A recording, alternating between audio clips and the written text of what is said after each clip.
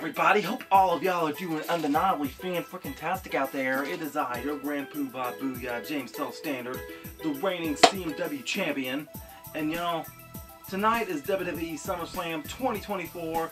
I am very pumped up for this event. And y'all, even though it is a sizzling summer, even though I am a SummerStandard at the moment, feel like I'm melting in my soul, and I am just, y'all, I got that drip because of all the sweat.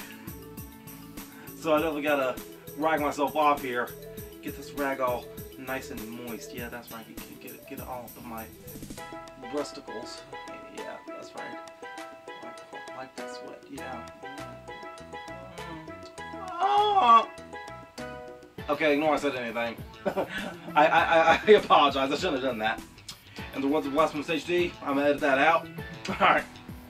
But yeah, y'all, let's just go and talk about SummerSlam right quick. But before we get into the card, though, I heard that in 2 years, 2026, SummerSlam is going to be a 2-night event. Now, I understand that SummerSlam is the second biggest show of the WWE year. Everything is supposed to be capped off by WrestleMania, which I think maybe we might be in danger of having WrestleMania lose its annual prestige. Because, like, WrestleMania being a 2-night event, okay, I get it. But I don't think SummerSlam needs to be a 2-night event. I mean, yeah, I get it. Yeah, let's go and host these big 4 events in, like, actual stadiums. With the exception of Survivor Series, apparently, but forget it. But what I was going to say was that, alright, Royal Rumble, yeah, put that in the stadium. SummerSlam, okay, put that in the stadium, not an arena. But SummerSlam does not need to be 2 nights. Because WrestleMania is supposed to be 2 nights. What are we about to do? Make WrestleMania 3 nights? Just to overcome... Look, I don't like the idea of SummerSlam being 2 nights. It takes away from WrestleMania. That's just me. Alright? Because then before you know it, eventually, we're going to get a 2-night Royal Rumble too. Stop it. Stop it. Enough. This is madness, okay? But... you know, another thing I'm kind of like mad about SummerSlam for this year though, is that like for months we've been hyping up the return of Uncle Howdy and the White Six, and with as big as an event of SummerSlam as it is, an event of this magnitude, you would think we were going to be getting to see Chad Gable versus Uncle Howdy here at SummerSlam. Heck, during this whole feud, I thought we was going to get Otis versus Chad Gable one-on-one, but now I got the Wyatt Six involved, and now it's like a 2-team on 1 situation where the Wyatts are not necessarily working with the Alpha Academy remains, but anyway, it's just bad news for Chad Gable no matter which way you look. I don't even think the Greens are going to be much help, but still, like I was expecting Uncle Howdy versus Chad Gable tonight. But that's not the case. Instead, we're getting Gable and the Creeds versus Gacy, Eric Rowan, and Dexter Lumis this coming Monday. I'm kind of disappointed by that. Wish it would have been on a bigger stage like SummerSlam, but guess not. Guess not. Looking at the current card at the moment, we only have 6 matches, and for shows like SummerSlam, that's kind of taking a lot. We could have added Uncle Howdy versus Chad Gable if we wanted to on this. Hopefully there's at least another promo here tonight. Just something White Six related tonight.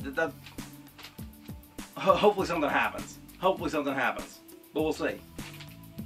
But anyway, let's go ahead and get into the card, shall we? Alright, first up, the WWE Women's Championship is being defended by Bayley, who takes on Nia Jax. Now, I heard this match was being featured for the kickoff show. Why though? Why? And I hope I'm wrong about this, but since Bayley won that championship at WrestleMania, has she defended it on a PLE yet? I don't think she has. But look, I know a lot of people is going to hate it if Nia Jax wins this match, but come on, she's the queen of the ring for this year, and She's also got Tiffany Stratton as a sidekick at the moment. But I don't see Tiffany Stratton cashing in tonight. She's going to hold on to that briefcase a little longer. If anything, I imagine... Oh man, this would be funny. I want to see Nia Jax lose it. Somehow or another, I want to see Tiffany try to help Nia Jax, but it backfires on her. Like, I imagine Nia Jax holding Bayley in place while the referee is distracted. Nia Jax tries to hit Bayley with the briefcase. Bayley gets out of the way. Tiffany accidentally hits Nia, and then, yeah, Tiffany going to die at the hands of Nia. So, I'm going to get this one to Bayley. Alright, next up, I got to talk about this one. We're not getting into the main show, definitely, for this one. Alright, this is Drew McIntyre versus CM Punk, and Seth Rollins is a special guest referee. Oh, great googly moogly. This is gonna be intense. Like this feud has been boiling and boiling and boiling, and props to CM Punk for still making the feud relevant despite being injured. And like the whole CM Punk versus Drew McIntyre feud, they was only filling in because Seth Rollins was injured at the time. But now Seth Rollins, he's back, and like everything has just been working in perfect unison with each other, and I'm loving it. But I am getting flashbacks to Undertaker versus Bret Hart, SummerSlam '97. I remember the finish for that match. Like, Undertaker was ready to use... No, Bret Hart was ready to use the steel chair on Undertaker, but Michaels took the chair from him. He went to go swing the chair, but Bret ducked, and then he hit Undertaker by accident. And that led us to seeing the very first Hell in a Cell match. So, man, if anything,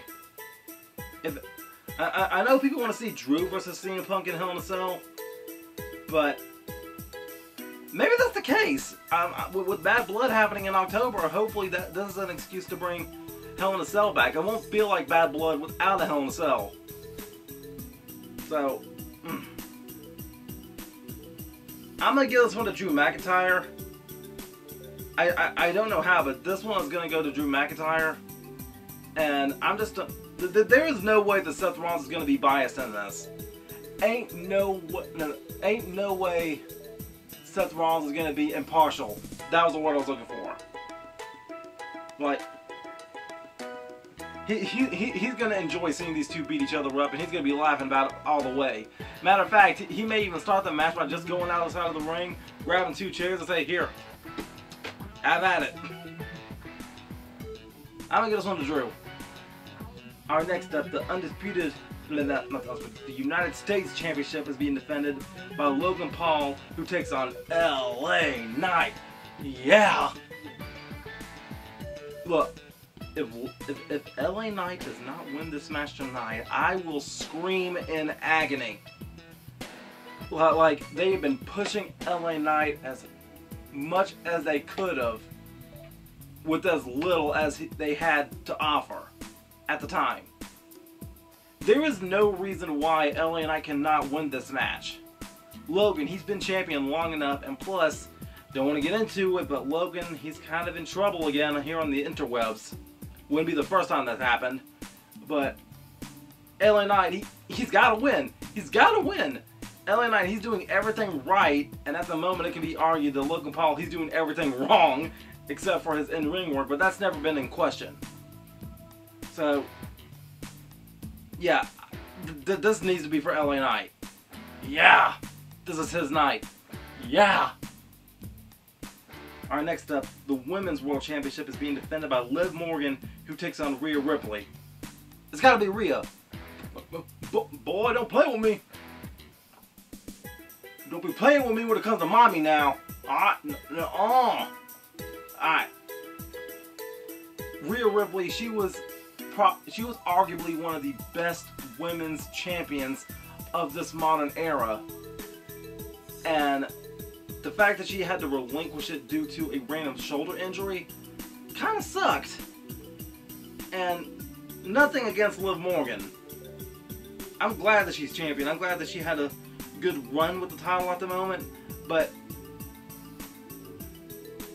it will not hurt her at all to lose this match. I gotta see Rhea Ripley win it.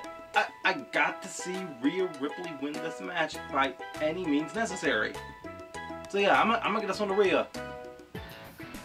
Alright, next up, the World Heavyweight Championship is being defended by Damian Priest, who takes on Gunther. I am freaking excited about this match. Like, big meaty men slapping meat. That's what I want to see right now.